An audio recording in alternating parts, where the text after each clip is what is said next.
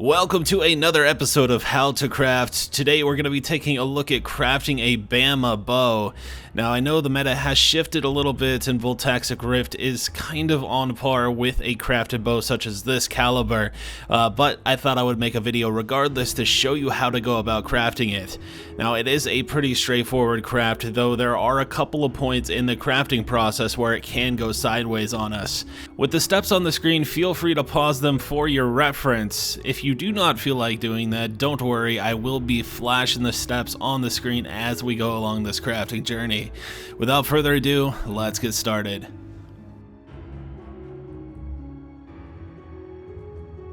Just like with most of our crafts, we're going to start the process with buying a fractured base. This is going to be a tier 1 attack speed roll on preferably an ivory bow. If you can't afford an ivory bow, you can go with the spine bow, but keep in mind it does have a much higher dexterity requirement. The reason we go for these bows is for their high crit chance. Now that we got the fractured base out of the way, we're going to go and buy some essences. The essences we're going to be using for this craft are going to be deafening essences of fear, and that is for the minion damage. Now once we get our essences, we're going to take our bow over to our essence tab or wherever you feel like spamming and start spamming away with the deafening essences of fear. Now what we're going to be looking for is tier 1 lightning damage. Keep in mind that you need an eye level 82 fractured base in order to hit tier 1 lightning, and that is the reason specifically we aim for that item level. Now tier 1 lightning damage has a chance to spawn within 405-ish essences, so you should hit it within that number, hopefully much sooner.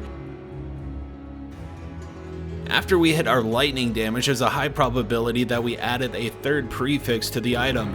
If you didn't, you can skip this next step, but if you did, unfortunately you will have to go for a YOLO Annul.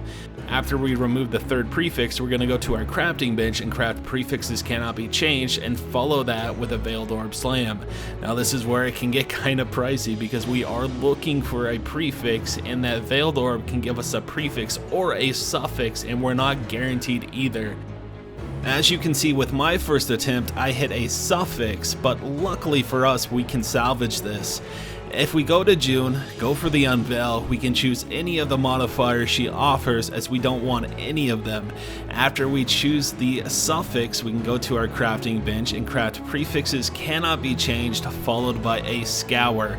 Now what this is going to do is give us a clean base to restart the process. After we do that, again, we're going to go to our crafting bench and craft prefixes cannot be changed and go for another Veiled Orb Slam. If we're lucky and hit a prefix, all that's left to do is go over to June and unveil Elemental Penetration. Now this is guaranteed to unveil, so you don't have to do any blocking shenanigans, and we can't if we wanted to as our prefixes are full. With the prefixes done, now all that's left is the suffixes.